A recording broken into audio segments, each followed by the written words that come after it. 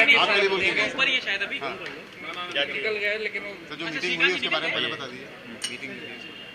आज मुख्यमंत्री जी ने सभी मंत्री और अधिकारियों को लेकर जो कि अर्थ कुंभ के अंदर जो आने वाला है 2019 उसकी एक समीक्षा पहली बैठक करी और इसको पहले ही से शुरू कर दिया, क्योंकि इस दफे का अर्थ कुंभ जो है बहुत बड़ा होएगा और इसको हम लोग खाली देश के अंदर नहीं विश्व भर में भी इसकी चर्चा करके लोगों का आने की संभावना हम देख रहे हैं। और उसको देखते हुए तैयारियां कैसी होनी चाहिए। सबसे पहले जो देखने की चीज है कि लोगों का जो आना और जाना जो है, आगमन है, उस पर कैसे हम लोग उसको नियंत्रित रखें, कोई दुर्घटना ना हो उसके लिए भी चिंता पूरी है।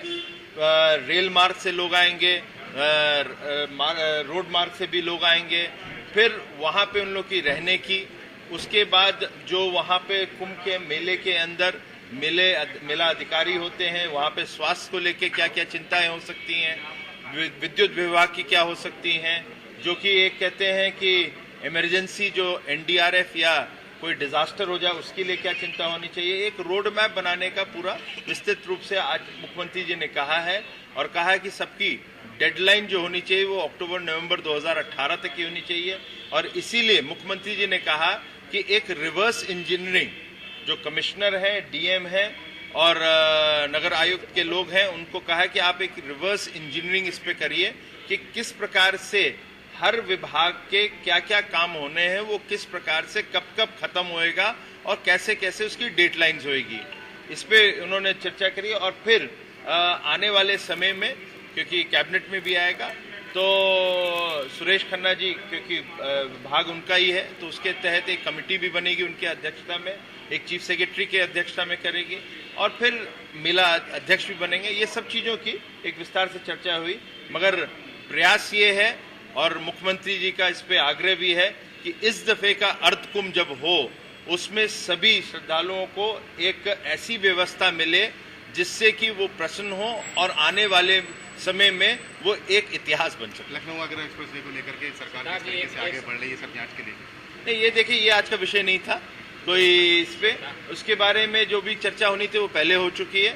और हमारा ये मानना है कि योजनाएं तो हो सकती हैं, वो तैयार भी हो सकती हैं, मगर योजनाओं में कहीं भ्रष्टाचार हो तो उसकी जांच होनी चाहिए, तो उस पर जांच होती है। सर शिकोहाबाद में 27 लोगों के ऊपर एसी जो रोड आगरा एक्सप्रेस वे है, इसको लेकर एफआईआर दर्ज हुई, जिसमें चकबंदी तमाम अधिकारी भी लोग हैं, क्योंकि उन्होंने लैंड यूज तक चेंज करा दिया था इस आगरा एक्सप्रेस वे की। क्या इसकी जांच होगी? देखिए, ये मैंने फिर कहा है, ये पीसमील में इसका ना तो प्रश्न होना चाहिए ना ही उत्तर मिलेगा।